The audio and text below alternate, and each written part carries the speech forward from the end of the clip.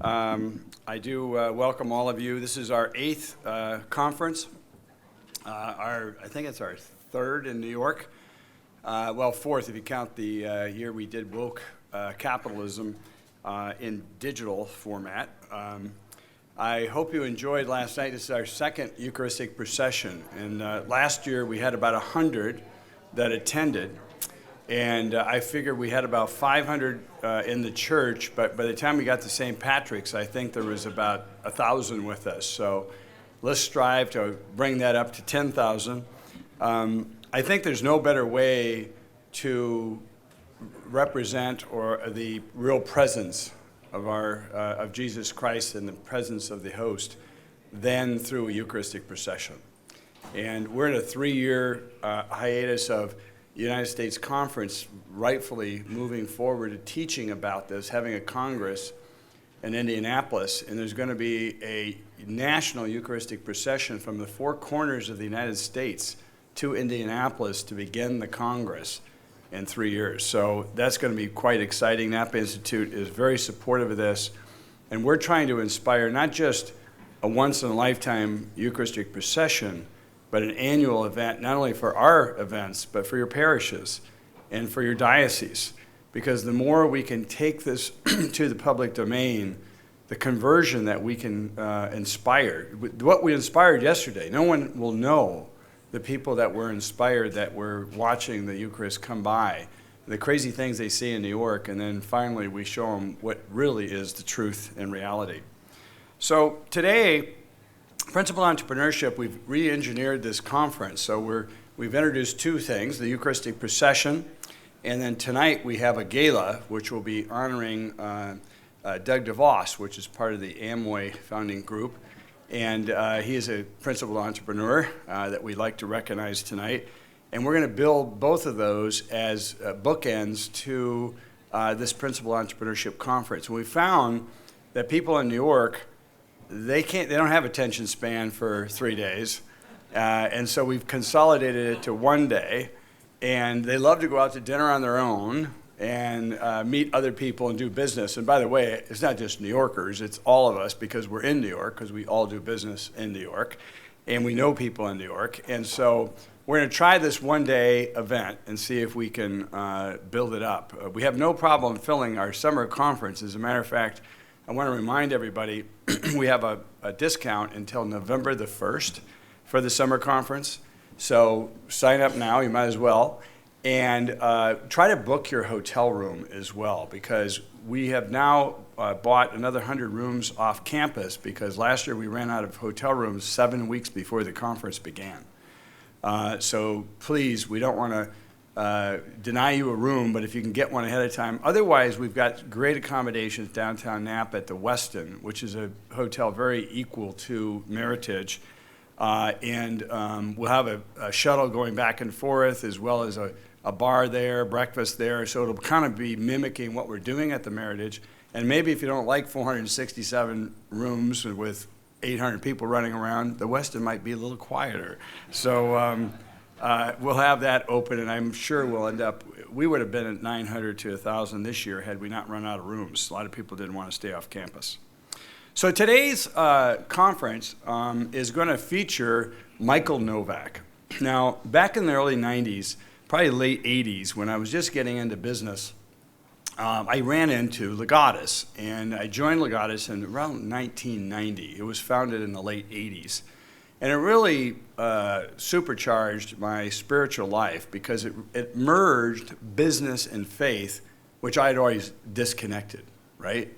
And through that, I began reading. I remember Father John Newhouse wrote a book about In the Public Square, and I didn't know what this business was of faith in the public square. I mean, it's so common sense today, but in those days, it was, we had a Judeo-Christian society, but it was very, park that at the door type of thing. You didn't bring your faith into business. And Legatus really changed my idea on that. The other person was Michael Novak, who we're going to feature today. Michael wrote a book, Democratic Capitalism, and I had gone to Legatus conferences where he spoke, and I read every book that he wrote, because he really, he started out kind of a progressive, and then he wrote a book called Writing from Left to Right, where he converted to a conservative. But he was always an open thinker about society. And I remember my son, 15 years ago, was at Notre Dame, and he said, "Dad, I got extra credit if I go to this talk. Do you mind going to it?" I said, "Well, who's speaking?" It was Michael Novak. And I said, "Well, I know Michael Novak. I doubt he'll remember me." But sure enough, we got to the talk, and afterwards I went up, and he did recognize me. And my son was like, this guy, my dad really knows this guy? This is incredible. But what was really incredible is after we started the Busch School with Dr. Abela, he ended up teaching there. That was his final place, was teaching at the Busch School. And he actually spoke at our Principled Entrepreneurship Conference dating back in 2016, which was one of our earlier ones in Washington, D.C. And he came to the dinner and the cocktail party. He was older then and used to sit in the chair, and everybody would parade over and talk to him. It was just a charming man, and I really celebrate this opportunity to discuss his writings. So we're going to have a number of panels today. This is something that a format also we're trying to talk about different aspects of Michael Novak's work. Dr. Abela is going to be here. Mary Eberstadt, who is a regular speaker. Oren Cass from American Compass. And Vivek, who was supposed to be speaking around 10 o'clock today. Ramawami, don't say I mispronounced his name, he's not here right now. But I have not met him personally, but I've talked to him on the phone. I read his book, Woke Inc. It is the treatise on woke capitalism. This young man is in the early 40s. He was born in America. His parents, he's first generation. And he's the most articulate guy in America right now on wokeness. And he's really pushing back on Larry Fink, who is a few blocks from here. Larry lost $1 trillion in the last few weeks that pulled out the Democratic states, the Republican states pulled all their investment capital from BlackRock. So hopefully he'll get some attention that wokeness is not where it should be. But Vivek could not make it today, but out of courtesy for his commitment, he's flying in and going to be speaking tonight after the gala. So we'll identify that room. That might actually work out better. We have a lot of people who enjoy those after gala opportunities, especially when they have content. And I assure you, Vivek will be one of the most impressive guys you'll see in our panels. Doug DeVos, of course, I spoke of, and of course, Father Spitzer. And remember, for those of you who've not been to Napa Institute events, we have one secret weapon. We have a few, but this is one of our best, is that if you miss something, what's going on in a talk, or you walk out and you go to the bathroom and come back and the talk's over, just be here when Father does his 3-minute summary, because, it's better than the talk sometime. So anyway, I welcome you. We got challenges today, but we also have a lot of great things. We talked last night about the post-Dobbs era, the idea of statutory morality and the changing of the thinking of people's philosophies on the idea of abortion. I think it's going to radically change. As I mentioned last night, I think every state in the union will have restrictions.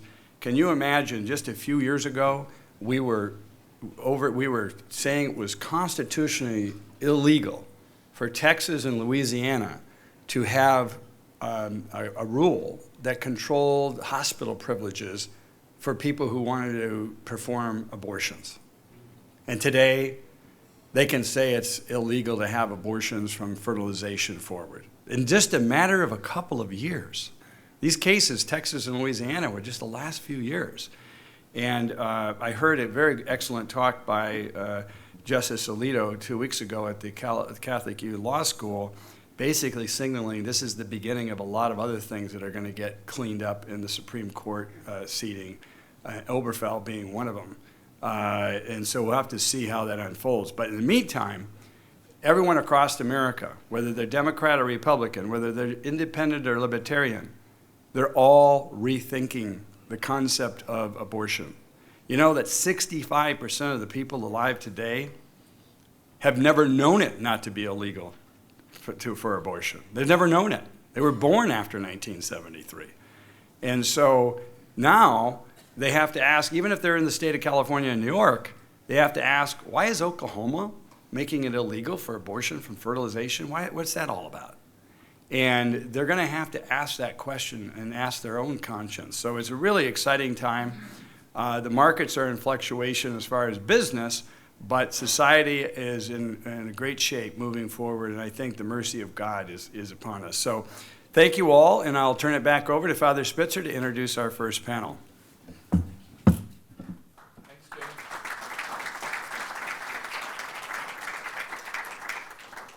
As you can see from the program, our next panel is going to be talking about what is democratic capitalism and why is it still significant.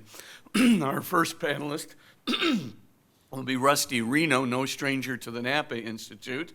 Rusty Reno is the editor-in-chief of First Things magazine, and of course is published widely in the New York Times, in the Washington Times, in the Washington Post, and the Wall Street Journal, etc. He certainly has made his presence felt on Crossfire and Faith and Culture on EWTN.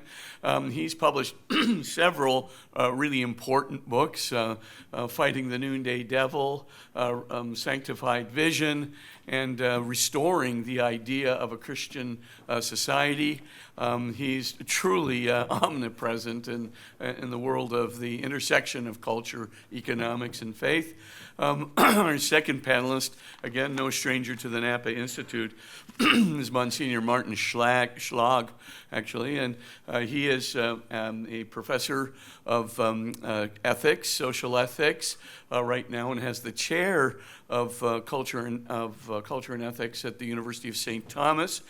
Prior to that, he was a professor of law at the University of Vienna, and similarly, he was also a professor of moral theology at the University of Santa Croce in Rome, and even taught at the University of Rome. He's the author of 80 articles of various, intersection of economics and culture and faith, and truly a great expert to have with us again, too.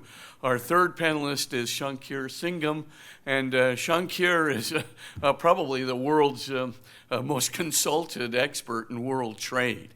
He is the President and CEO of Competere, and additionally, as I said, he is widely consulted by so many governments and businesses all over the world. He's the author of 100 articles. He has 2 new books coming. He has the most well-known textbook in the area of world trade competition and regulatory issues. He's now improved that, and he's doubled down or tripled down on that book. And again, she's consulted with the British Parliament, many British governmental agencies, the U.S. government, U.S. Governmental agencies, businesses, law firms. So truly, I'd say we have a world trade expert in our midst. The moderator of the panel is, again, no stranger to us. That's Dr. Andrew Abela. Dr. Andrew Abela is the Dean of the Busch School of Business at Catholic University of America. He also was previously the provost at the Busch School, in charge of all the academic operations of the school. And I think most people know that he published with Dr. Joe Catizzi, the Catechism for Business, and a variety of other articles. And of course, he has a background in marketing in the quote-unquote real world, but he brings both the academic perspective and the practical perspective. So I turn it over to Dr. Andrew Abela to talk to us today about what is a democratic capitalism and why is it still significant today. Dr. Abela.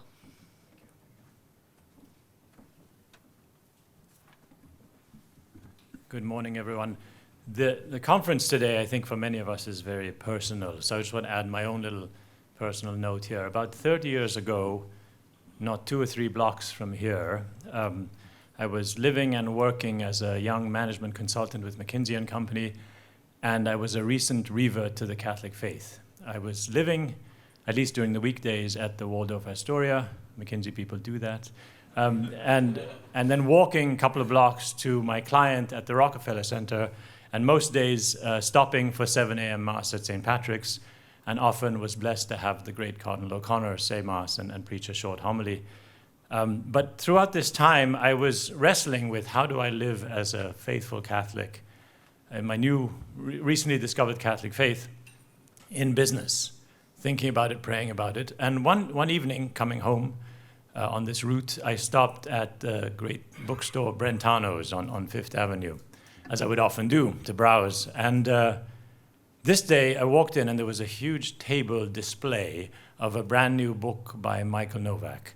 Not the original Spirit of Democratic Capitalism, but a follow-on book called The Spirit of the Catholic Ethic and the Spirit of Capitalism. And I looked at this book, started to leaf through it, and I thought, this is exactly what I'm looking for. So I grabbed the book, ran out, ran back in, paid for it, went back to my hotel and practically read the whole thing in one sitting. And I have to say, that book, in almost a sort of a direct series of dominoes, that book led me to, in the end, leaving McKinsey, going to study at the John Paul II Institute, the encyclicals of St. John Paul II. While there, met Kathleen, my wife, got married, then went on to do my PhD at the University of Virginia to study business ethics and the role of the social doctrine, step in another domino to eventually the founding of the Busch School of Business. So just a couple of blocks away, but 30 years ago, for my own journey just sort of started along this, and Michael's book was really, really pivotal, or his work. So just a real delight to be here. The Busch School and Catholic University have a long history of engagement with Michael, as Tim referred to. Catholic University gave him an honorary degree, gave Michael an honorary degree in 2015. As Tim mentioned, Michael spent what would be the last year of his life on faculty in the Busch School. We have several folks from the Acton Institute here. Acton folks, sure. Okay, yep. We are honored at the Busch School to have no fewer than 4 Novak Award winners from the Acton Institute on our faculty. To the best of my knowledge, no other business school or school has more than 1. So we are 4 times greater than any other business school. Now, that said, our interest in Michael's work has always been one of engagement, right? And so you'll find various levels of agreement and maybe disagreement on the panel today, which is, I think you'll all agree, is as Michael would have had it himself, right? That vigorous intellectual agreement was always his way, and never vigorous intellectual engagement, and never slavish agreement. So Michael argued that a prosperous society is the result of 3 interconnected systems. So the political, so that's institutions, the rule of law; economic, that's the free enterprise; and then the moral, cultural system. And together, these 3 things make up the spirit of democratic capitalism. When each of these operates well in its own sphere of competence, society is harmonious, prosperous. And the influence of each system on the other is a positive influence. So, quote, each of the 3 systems needs the other, Michael wrote, in the spirit of democratic capitalism. He insisted that the best social organization must be capitalist, democratic, and pluralist. Capitalist, because that's about freedom and commerce; democratic, because it's about the institutions, culture, religion, and communities, which enable us to fulfill our vocations; and pluralist, because it aims at creating harmony in the political and economic systems, despite any differences there might be in the moral, cultural, and religious system. This view is today questioned by, in some cases, liberals who reject the US founding tooth cord, and then some conservatives who see liberal democracy as the root of the collapse of the moral order. So there's much to discuss here, and we have a distinguished panel that already been introduced, who will help us explore this important question of what is democratic capitalism, what is its relevance today. And so I have a set of questions for our panelists. I'm going to begin with Father Martin. Father Martin, you grew up in Vienna, less than, I think, an hour away from the Iron Curtain.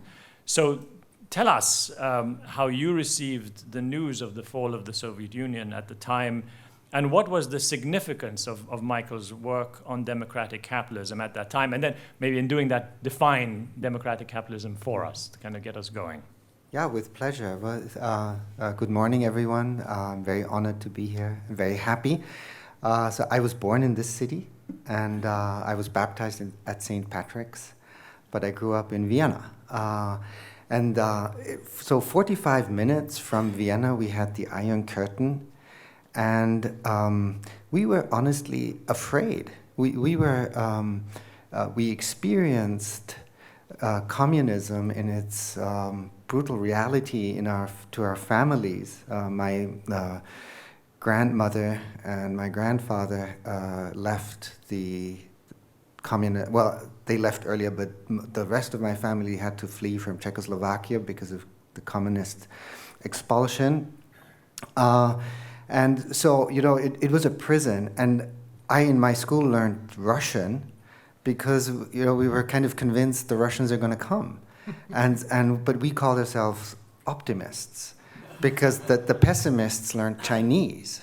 and then, so those who learned Chinese said, well, actually, they were the optimists because for the Chinese to reach Austria, they had to destroy the Soviet Union on their way.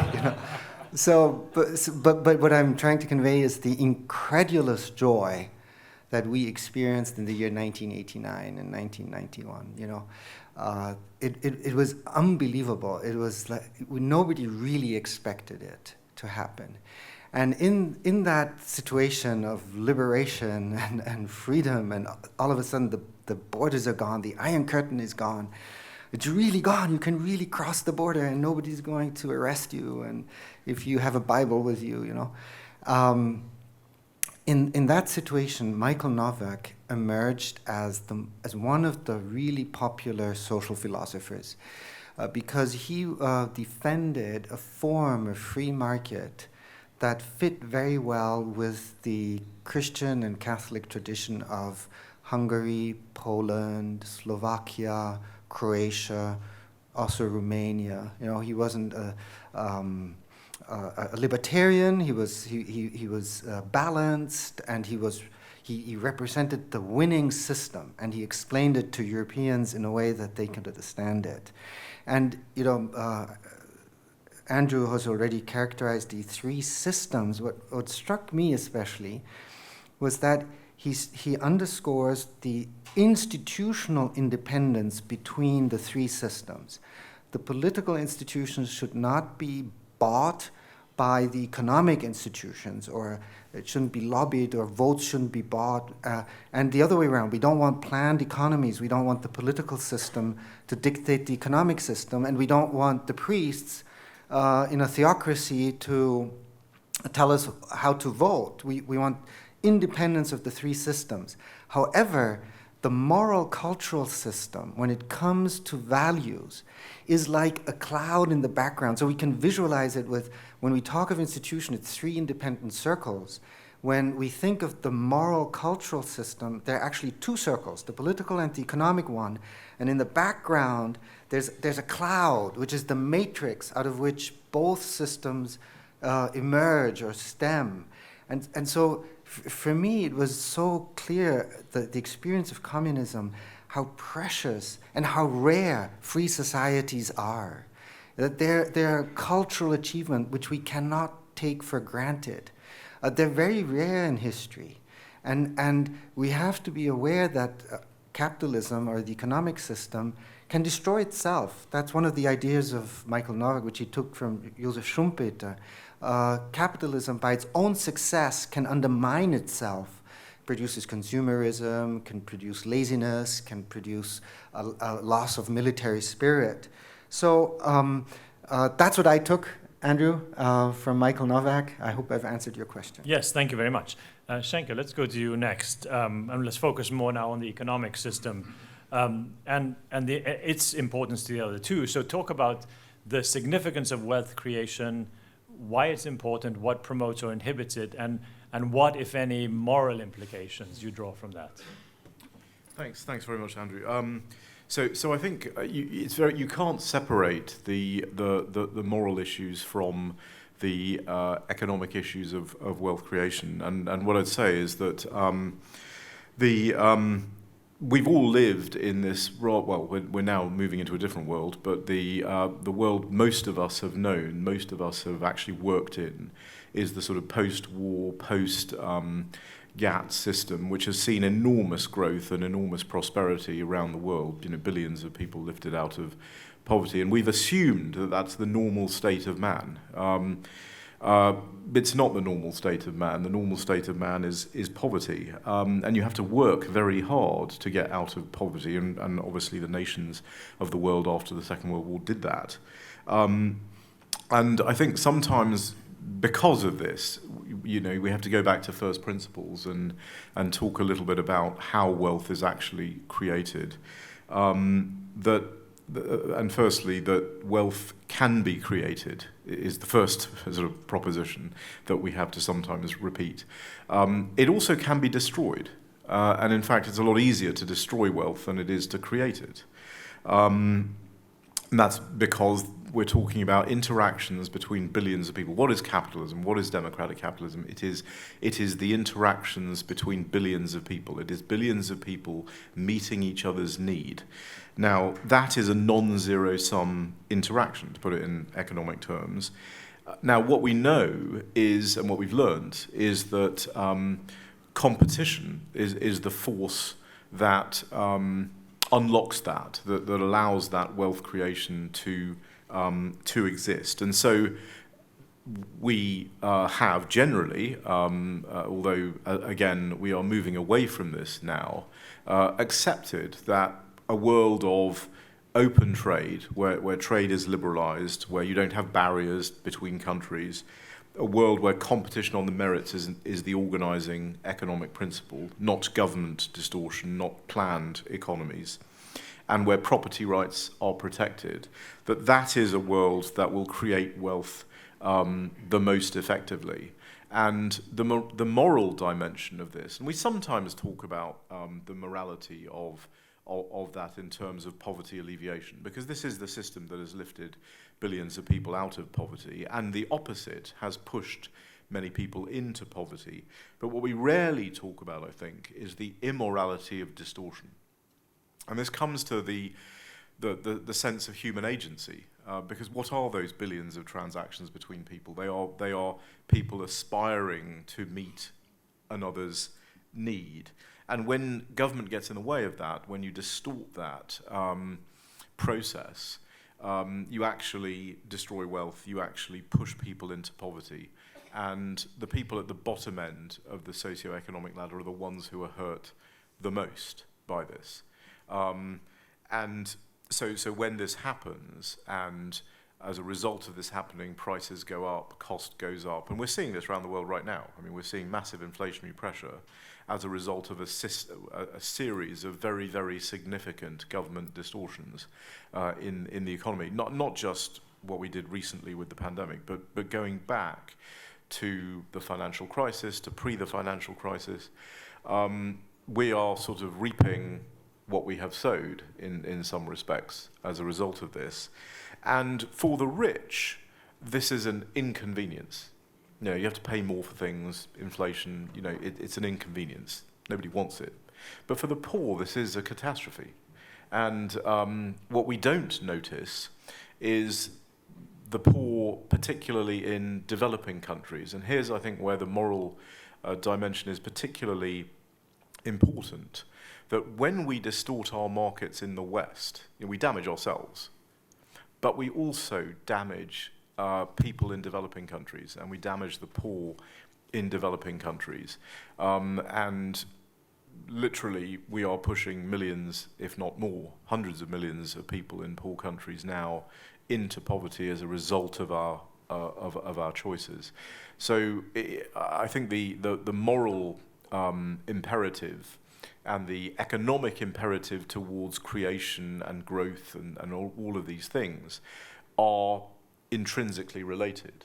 And we sometimes separate them artificially, and we end up having quite a sterile conversation about economic efficiency. And we lose publics who then say, who equate capitalism with cronyism. And in fact, you know, capitalism in a sense, I mean, it's not our word. Capitalism is Marx and Weber's word. And I prefer to talk about markets and competition and how you make those individual interactions as free as possible and talk about economic freedom. Because at the moment, I think that word, capitalism, to a lot of people around, not only in our country, in the US, but particularly in developing countries, that word means cronyism. It means an incumbent oligarch controlling the economic system. And that has nothing to do with markets and nothing to do with competition. And I think we also have to differentiate, you know, when we look at new governments and so on, differentiate between a business-friendly government, which may or may not be a good thing, depending on which business you're talking about, and a market-friendly government, which is a government that wants to empower those interactions and empower competition and allow people to aspire and allow people to be lifted up. And we don't often make that distinction. We sort of just assume, you know, they're either business-friendly or they're not business-friendly. But there are multiple types of business, and we need to move away from cronyism and into competition. Thank you. Thank you very much. Rusty, Michael Novak saw economic and political freedom as mutually reinforcing. Some suspect that things may be more complicated. Can economic and political freedom be in some sense at odds with each other? Yeah, good question. You know, I'm inclined to say, yes, they can be at odds. They need not be, but they can be at odds. I mean, I think Michael in Spirit of Democratic Capitalism wrote that the natural logic of capitalism is to lead to democracy. I know I had a conversation with him in last year of his life, and he was still very convinced that economic development in China would lead to the democratization of China. And I think that optimism, which was very much part of his personality, maybe is not well-founded. I mean, so how can they come into conflict? It seems to me that political freedoms depend upon our collective determination as a people to articulate them and to enforce them. And so when judges, they're not reasoning economically when they uphold the Bill of Rights or uphold our freedom of speech or our freedom of religion. And it takes a social consensus to sustain political freedom over time. So you might say that just as poverty is our natural condition, a tyranny perhaps is our natural condition. It takes the cultural influence of Christianity and other features of the West has led us to a culture of freedom. But economic freedom emphasizes individual choice, and it's the greater economic freedom is the greater degree of individual choice for initiative and consumer choice.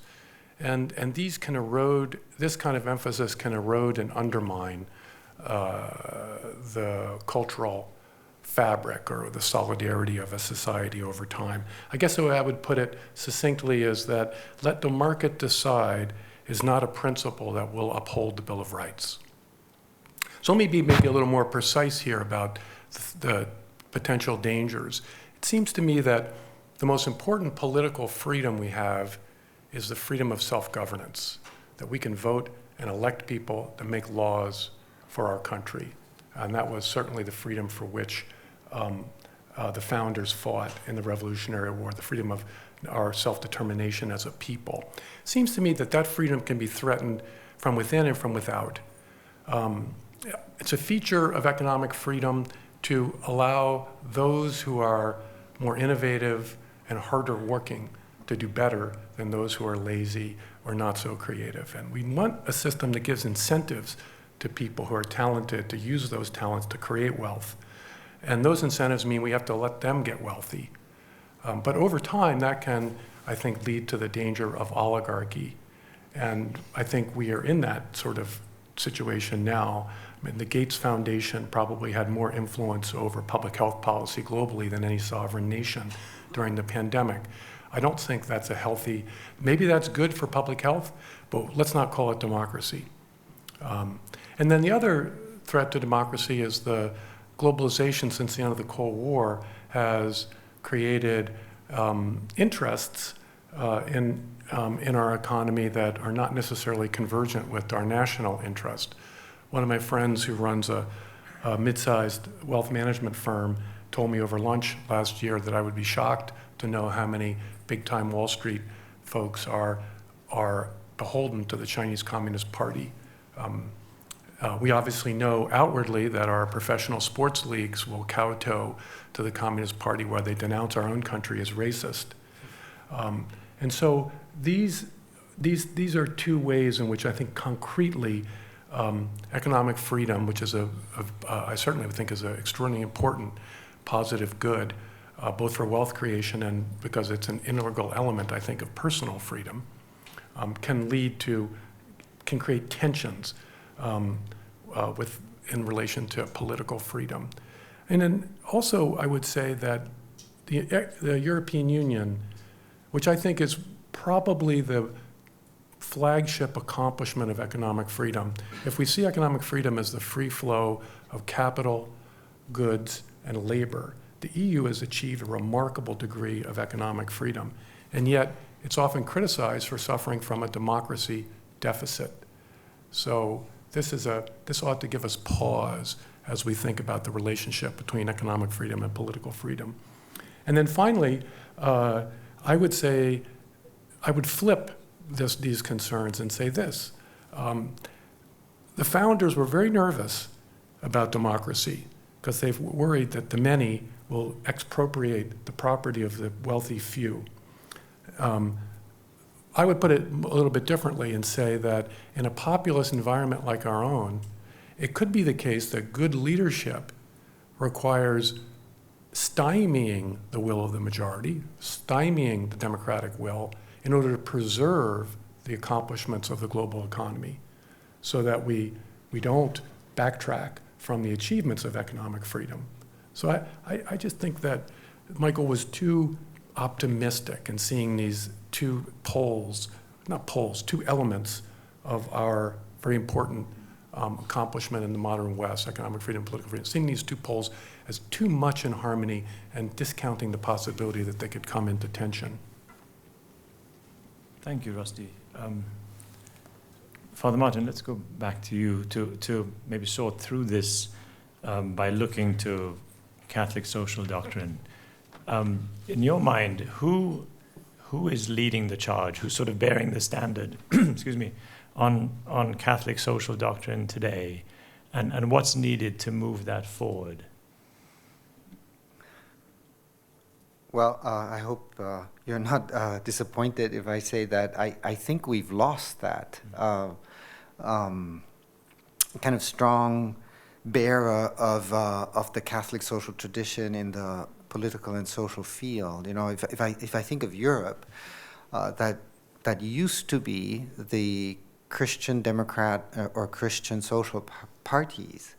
That formed actually at the end of the 19th century, beginning of the 20th century, out of the Catholic social labor movement, and defended Christian democracy against pontifical warnings, against using that term. So what happened was that when communism fell, these Christian democratic parties lost their common enemy. And they actually, you say, now we've won, and they disintegrated, like in Italy, or they changed their platform, like in Germany. They still have the name, but they don't have the contents. Where there was a bearer was in the former communist countries, the ones I mentioned: Hungary, Slovakia, Poland, Croatia, Romania. There were still parties that kind of were inspired by it, by Christian democracy.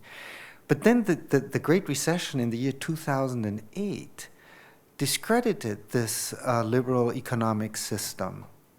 And now what we see is a turn to identity politics, and people tend to fall for populisms on the left and on the right, the extremes, and even in a country I love like Hungary, if you analyze the rhetoric, it's 1930s rhetoric, and definitely with a criticism of free markets in a way that reminds us of the 1930s. So kind of, I don't know what the future will be like.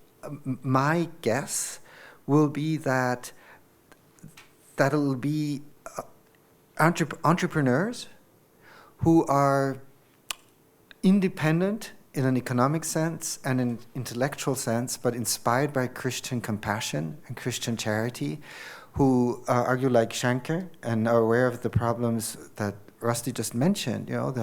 We have to include the poor. We have to use the skills that entrepreneurship conveys to include as many people as possible, to be convincing. And in this country, Catholic social thought had an indirect influence through the implicit Catholicism of the founders who received the common law from Catholic medieval tradition, and through the Catholic social labor movement with the progressivism of the 19th and early 20th centuries. I'm always kind of amused by the debate between the Irish Catholics and the German Catholics, German-American Catholics. The German-American Catholics, like good Germans, wanted to reinvent the whole of society. They were reconstructionists. We have the system is completely rotten. Get rid of everything and build everything up again. The Catholic Middle Ages. That's what we need. And it just didn't work. It just wasn't practical. The Irish were smarter. The Irish said, we have to just improve what exists. The meliorists or reformists against the reconstructionists, and I see the same debate going on now. You mentioned them, Andrew. So I think what works is reformism, trying to improve what exists.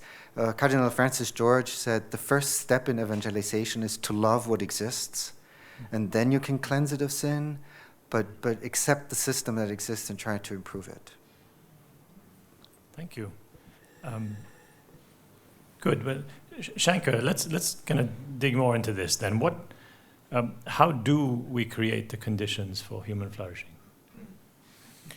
So, I think going back to what I started out with, that we have to, first of all, in terms of our language, we have to understand what we mean by terms and understand what other people mean by terms. So I think there is this confusion of cronyism and capitalism, and we need to get under that and understand what is the problem with oligarchy or cronyism, or essentially the problem is that you have the ability of certain incumbent players in the market to distort the market through government regulation or through whatever means, including private anti-competitive activities, to ultimately lead to damage to competition. And so your lodestar is essentially competition. I think we have to also remember what John Adams said about the founding of this country, which is, he essentially said that this is a system that only works with a moral people.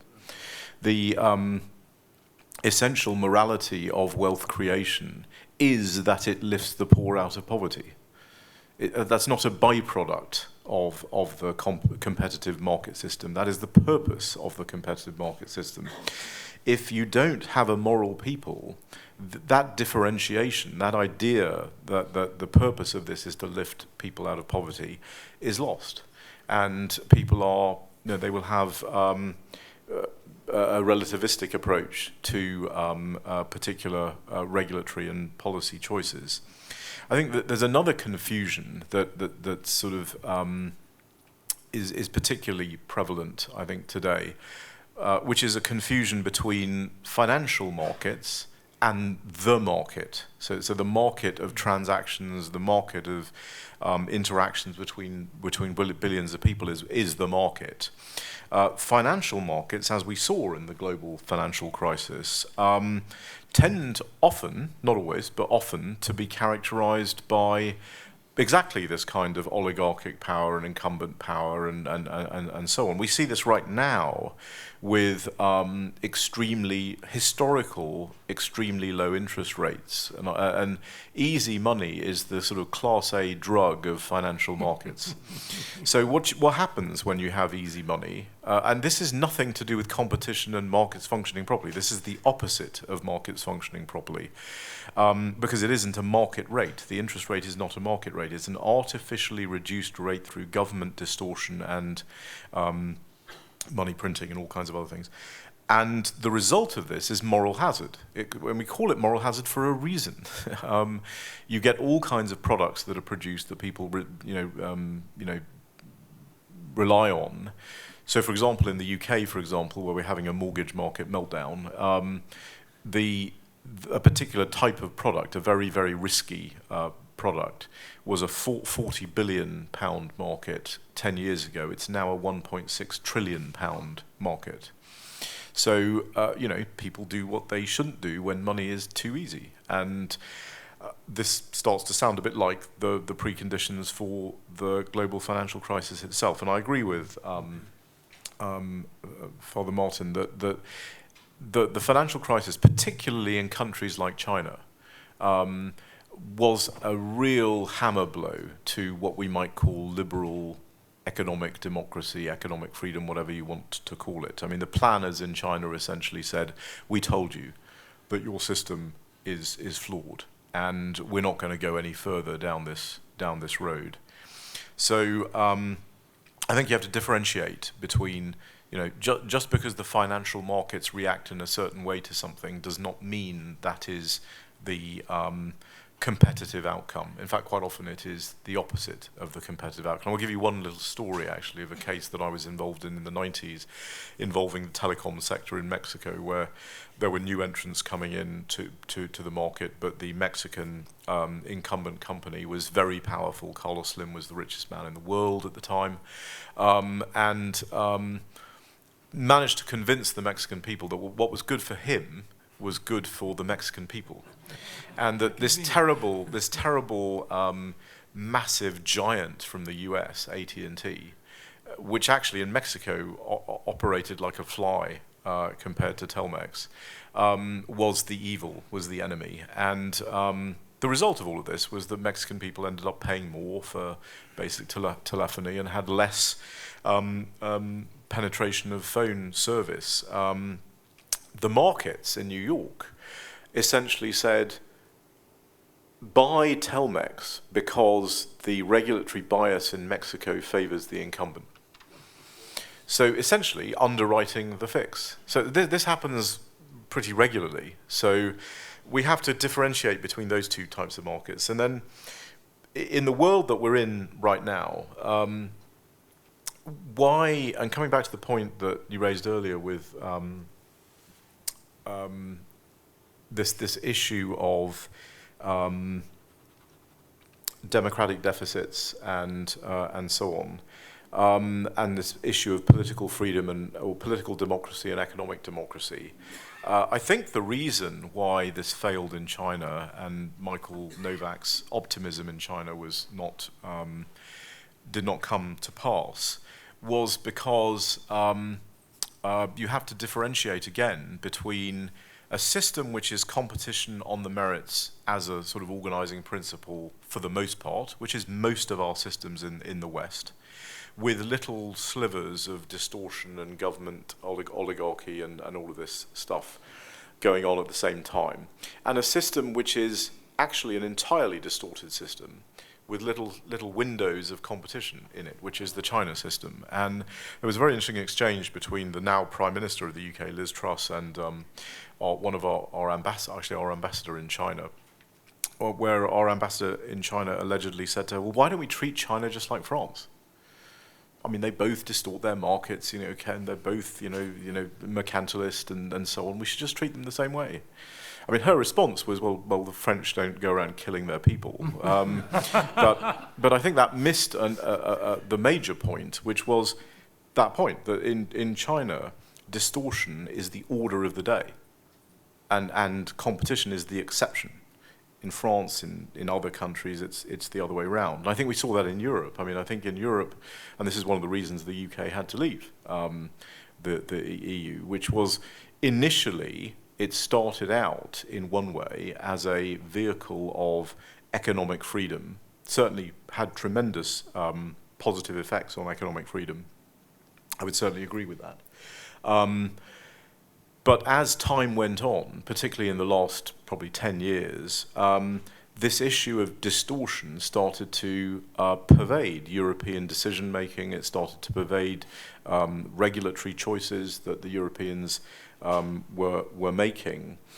And this led to a sort of increase in anti-competitive effects around the EU, and consumer welfare damage and so on, and then the democratic deficit became much, much stronger because it was driven by the incumbents who benefited from all of those regulatory distortions. So I think in answer to your question, how do we enable human flourishing? We know what we have to do, I think. I don't think that's the difficult point. I think we know we have to work to ensure that distortions are reduced, that competition is the organizing principle. I think we have to recognize that this only works with a moral people, and it is, economics and business is not the only thing going on here, that there are human beings who are interacting with each other, and those human beings need to have moral values and so on. The difficulty is how do you actually overcome these powerful forces? And that's where I think we've had enormous challenges, and it's been almost impossible. In fact, I think we're going in the wrong direction, and we've been going in the wrong direction probably since the mid-2000s, or maybe even earlier than that, in terms of this reversal of this general movement towards more competitive systems, and systems where economic freedom is the norm. I think economic freedom is being curtailed all over the place, and not just, it's certainly been curtailed in places like China and so on, but not just there. And I think what you're seeing in terms of the conflict now, I mean, we're getting some real hot conflicts, obviously, now in terms of Russia or Ukraine. What you're seeing is a battle for the world's operating system, basically, being played out around the world. And that is a sort of Cold War, in a sense. But that Cold War is becoming hot in certain places. Now, one of the reasons, not the only reason, clearly, but one of the major reasons I think that Putin felt he had to go into Ukraine in this way is because, for all its flaws, and there are many flaws in Ukraine, it broadly was moving towards a more competitive system. And certainly people living there had better economic outcomes than in Russia, and it was quite threatening to Putin to be able to say, well, why are these better outcomes in Russia? And that has obviously become a hot conflict now. Now, we hope that the same thing will not happen in terms of China and Taiwan, where you've got similar. It's already happened in Hong Kong without huge conflict, although with certainly loss of life and with certainly a stamping out of democratic freedoms. Why did it happen in Hong Kong? Because it's not tolerable to have a sort of free market, free competition entrepot of Chinese people so close to China itself. So the stakes are extremely high. And we are losing a lot of these battles. But just to come back to something, and I'll finish with this, that Father Martin said in terms of reform versus reconstruction. The broad bones of the system that we have architected after the Second World War are good. They have delivered more than at any time in human history. poverty alleviation. If you look at growth, rates in the world for the last 2,000 years, virtually very little growth. GDP of the world has gone up by a factor of about 2 until 1947, and obviously between 1913 and 1947 it went down. But from 1947 to 2001, it went up by a factor of 6 or 7. I mean, so it's a real hockey stick in terms of growth. And what does that mean? It means people being lifted out of poverty. So certainly we need to make sure we don't throw the baby out with the bathwater here. The fundamental system is good. It needs some reform with regard to competition and cronyism and oligarchy and all of these things.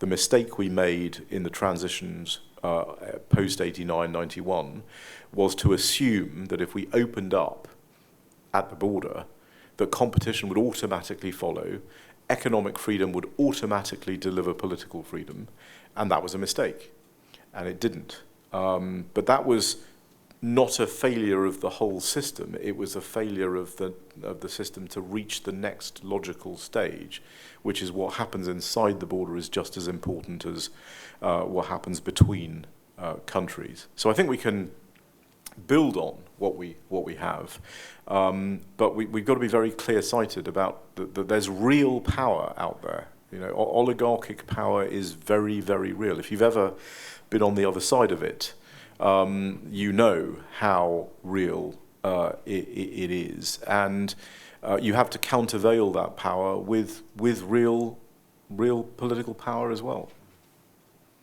Thank you, Shanker. I have a follow-up question, but before I come back to you on that, I want to explore with Rusty.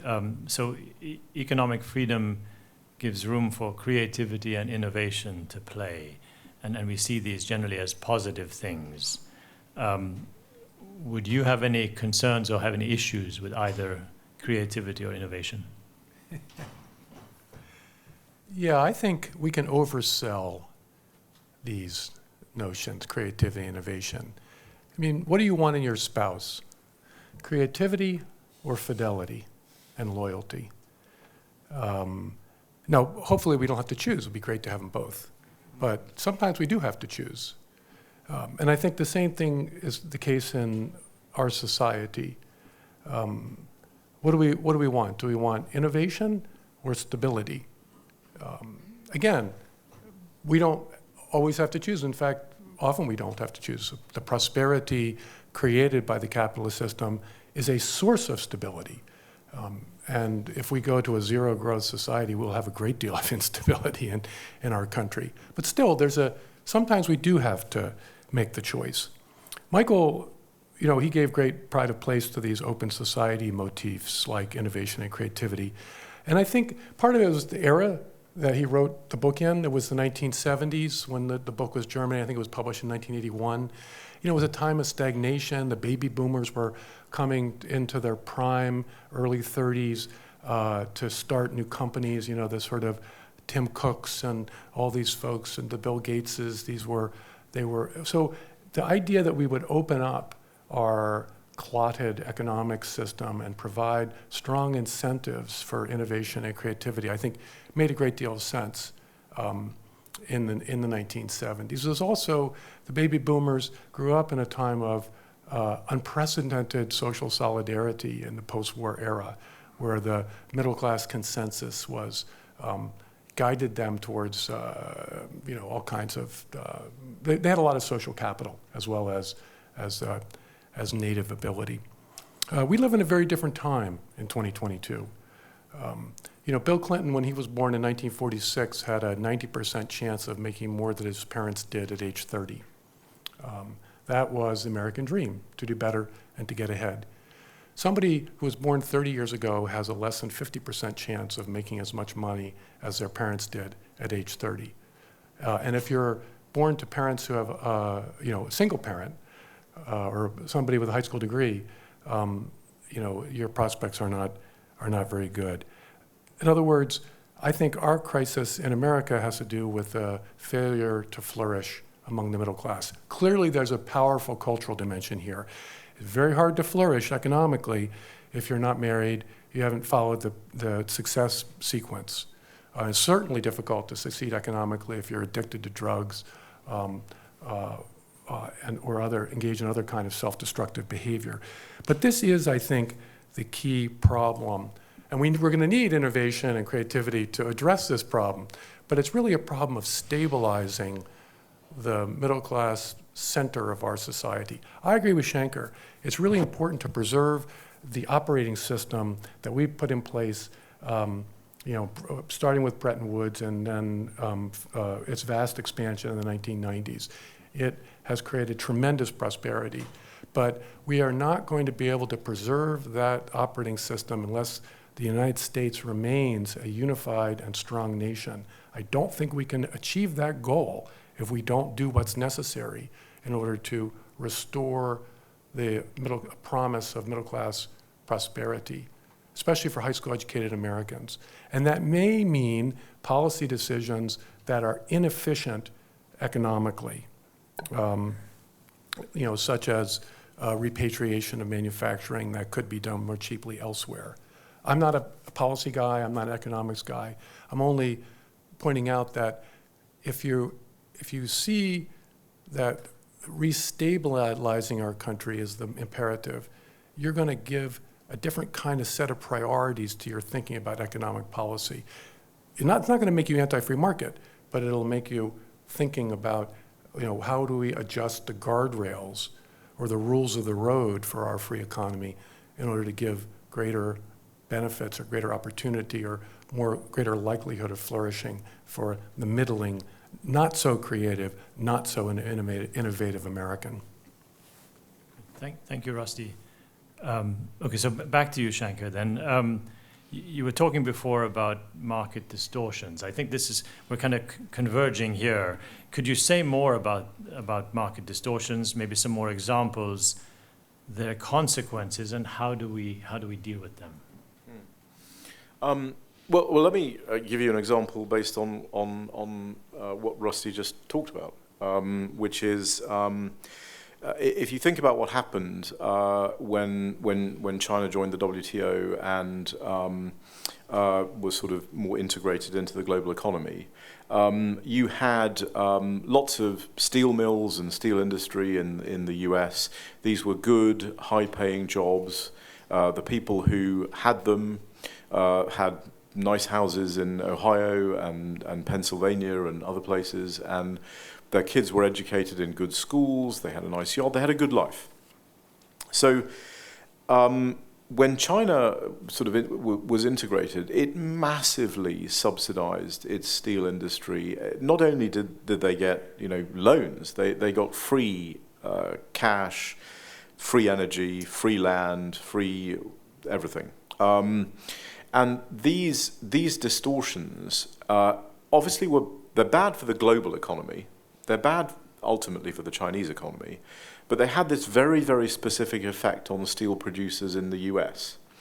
They went out of business because you can't compete against a company whose costs are so low because the government has basically artificially reduced them.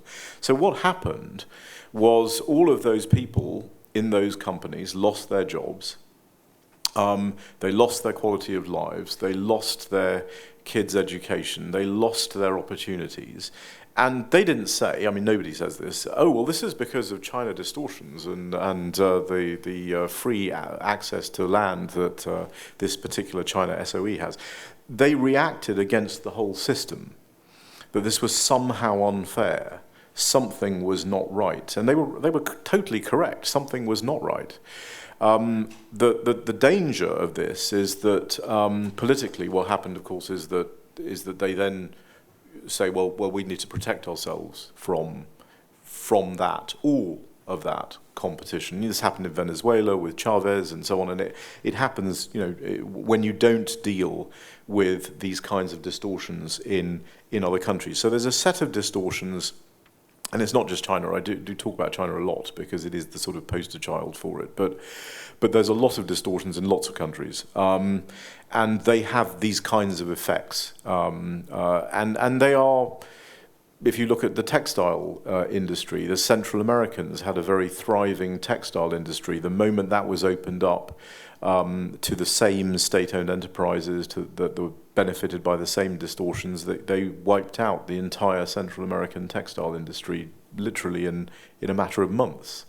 This caused enormous distortion and enormous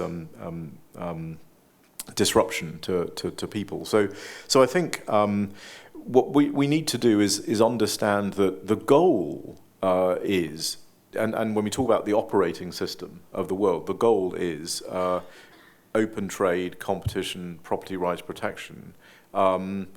And property rights protection includes, the property of your own voice, and freedom of speech is a derivative of that kind of protection of property rights. So it's not just all about investment. It's a bigger and more philosophical concept than that.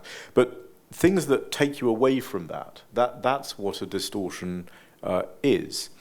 So generally, these are things that are put in place by people who benefit from the distortion. They're generally put in place by people who use these to raise entry barriers to other, usually smaller, more insurgent, more entrepreneurial companies.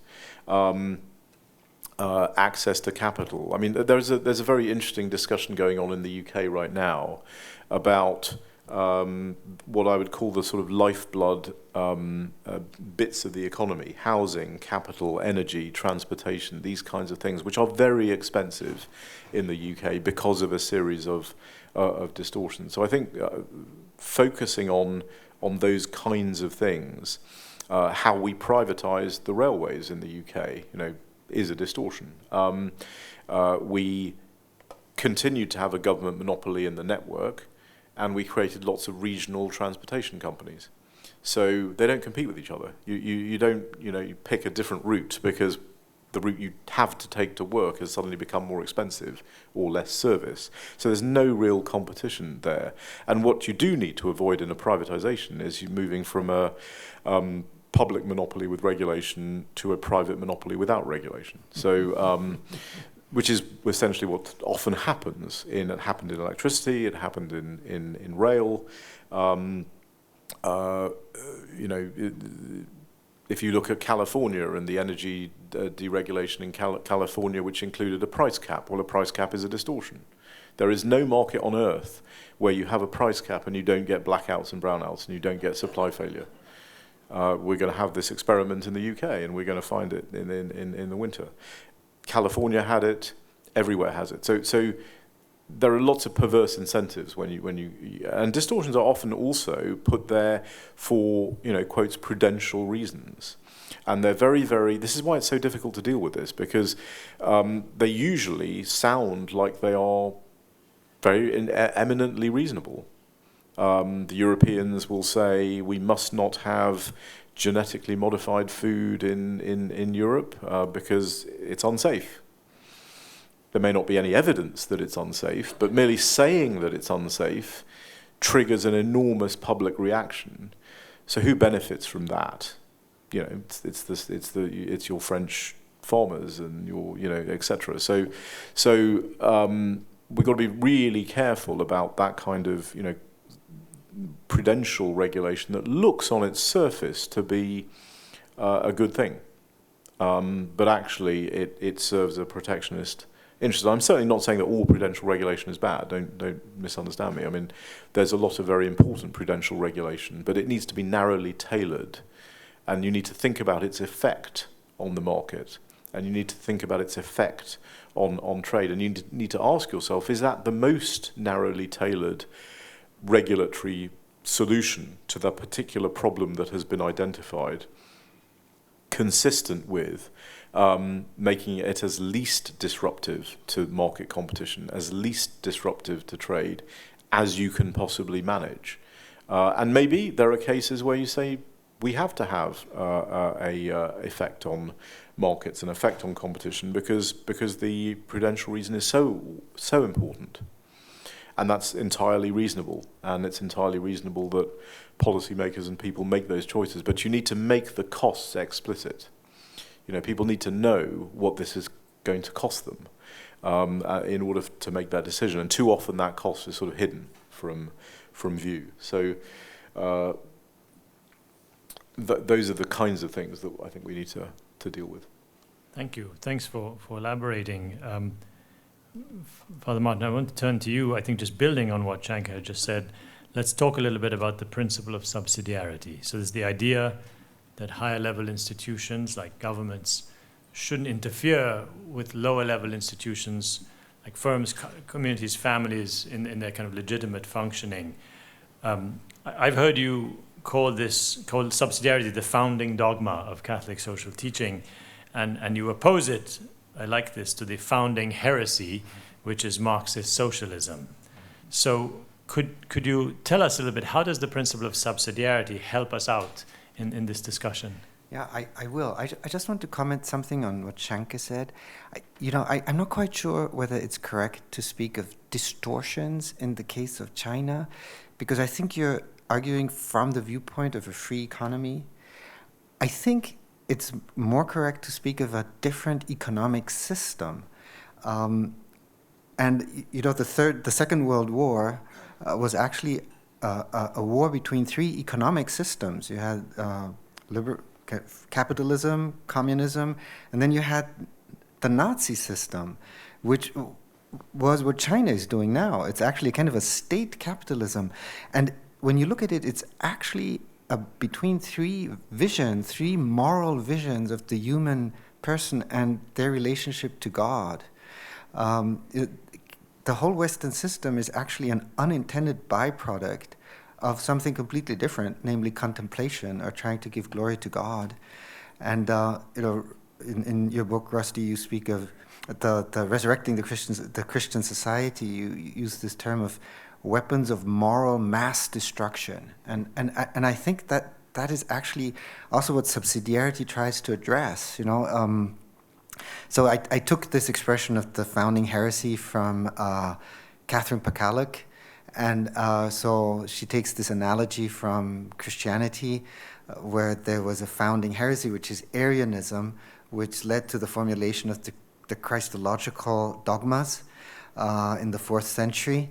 And so in the Catholic social tradition, this founding dogma is subsidiarity, because it views the human person as basically an individual in relationship, as an image of God, and leaves room for the multiple creation of free associations in a free society.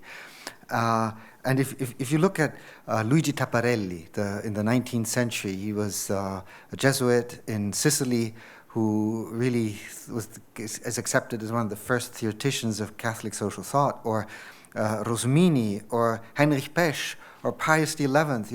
It's all about seeing society as a subsidiary structure, and Tapparelli uses the Greek term diritto ipotattico, which is the Greek version of subsidiary. So this is the original vision, and what I see now is that big business is more or less just as dangerous as big government. Big business doesn't like free markets. Adam Smith already said that. There's hardly any assembly of business people that doesn't end in a conspiracy against free markets, raising prices, and lowering wages. So I think we need to think of a new model that isn't lib-lab, liberal or labor, but that is more relational.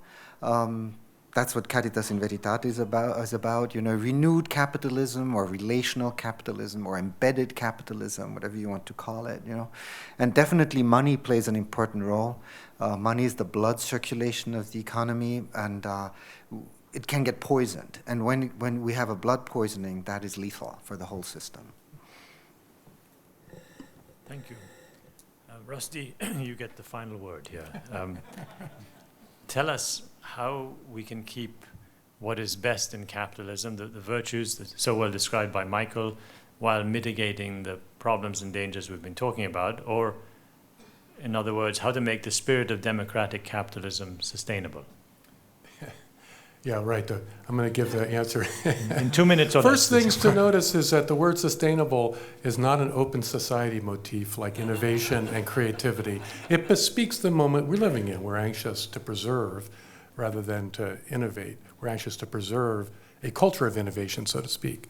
And I think that that's an important task for us.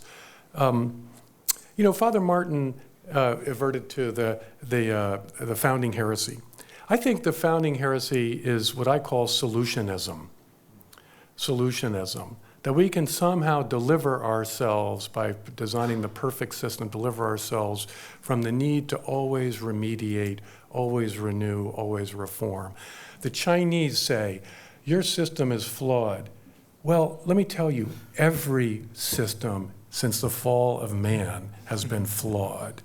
So I go back to Arthur Schlesinger Jr.'s 1949 book, The Vital Center, The Politics of Freedom. Schlesinger had way too much confidence in technocratic management of the economy. I'm a Hayekian guy, and would like to see a very different sort of approach to economic affairs than Schlesinger did. But he gets something basically right, which is that the modern capitalist system, it uproots. Schumpeter, creative destruction, is an essential engine of economic growth. But of course, as a social phenomenon, creative destruction is often an uprooting, a destruction of traditional communities, traditional forms of life. And so Schlesinger argues that to maintain a culture of freedom, to prevent people from becoming victim to sort of utopian promises by things like communism on the one hand, or perhaps a certain kind of state-sponsored capitalism that a certain populist view may lead to. To do that, we have to engage, and our political leaders have to find the right balance between the wealth-creating world of the free market and the world of belonging that is outside the market. I don't think Michael really disagrees with that. I mean, his view of the spirit of democratic capitalism is on the three-legged stool, as you mentioned. And the three-legged stool of the free economy, democratic institutions, and a strong moral and religious culture. I just think we live in a time when, after the remarkable achievements of the 1990s that laid the foundations for the global economy, that we are not, in spite of all, I agree, I'm sure there's massive distortions throughout the system, some of which I think could be corrected to the prosperity of all of us, but that development in the 1990s has led to unprecedented economic freedom, and that the urgent issue in our time is to put the thumb on the scale of the side of the non-economic goods of belonging, solidarity, and so forth, in order to reestablish the balance, so that we can make a convincing case, both to our own fellow countrymen, but also to people throughout the world, that this system really is the best one. It's the one that preserves political freedom. It's the one that is capable of preserving social solidarity, and most of all, it's the one that can actually produce, by far and away, the greatest degree of material prosperity. I'm optimistic. I think things are already happening in our society, bipartisan. Some of it is really national security concerns that will, I think, probably there will be distortions. We're going to spend maybe $1 trillion on repatriating chip production to the United States. You can't spend $1 trillion under government encouragement, and in some cases direction, without a great deal of waste and economic inefficiency. But the alternative is untenable. And the knockoff effect for middle-class Americans in this repatriation will be very positive, and we're going to see this in other areas of our economic life over the coming decades. So maybe I am channeling the spirit of Michael Novak, but count me an optimist about the future of democratic capitalism in the United States. Thank you, Rusty. Thank you, Shanker. Thank you, Father Martin, for your comments.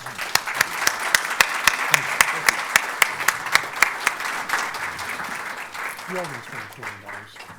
We're going to spend 5 or 6 trillion on the green transition, and these are going to have all kinds of really horrible economic distortions. The national security one, though, I think is it's inevitable and has to be done. The green transition is crazy. Thank you very much, everyone. I found that to be utterly fascinating, insightful, really an interweaving of the Catholic theology and political philosophy around free markets, democracy. But I found 3 themes that were repeated again and again, each panelist in their own way, and with a very good questioning of Andrew to move the conversation in that direction. The first is we cannot ignore the third pillar, or the third leg of the stool, which is the religious and moral foundation. If we don't have at the forefront of our minds human flourishing, if we do not have at the forefront of our minds what Rusty Reno was talking about in terms of the intangibles, the importance of faith, the importance of marriage, the importance of morals to a good life, no, to a life that actually is going to enhance human flourishing for everybody. If we don't concentrate on that, we're going to have a problem, regardless of the problems that we have in our economic system.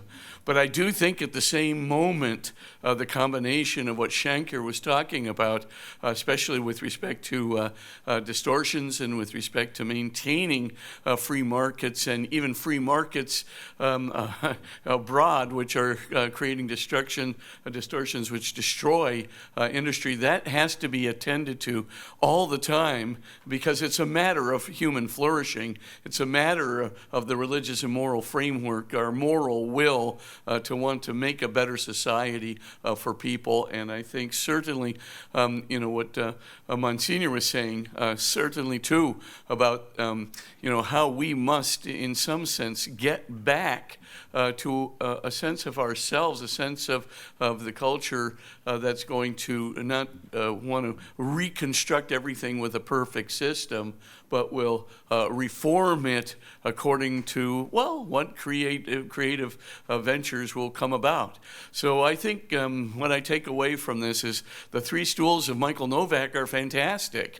I think they don't have the same kind of natural congruity that maybe Michael had suspected in his wonderful optimism, but at the same time, if we have the moral will to direct ourselves toward that human flourishing, the moral will to create something that's going to have stable marital and moral foundations for our country, if we don't have that, I think we're going to be in real problems. But with the economics and the democracy in place, that moral will bring about, I think, the best kind of economy, not basically an ideal one, but certainly one that's the best we can achieve. So thank you very much for a really insightful presentation on almost every level of Michael Novak's 3 legs of the stool. Thank you very much.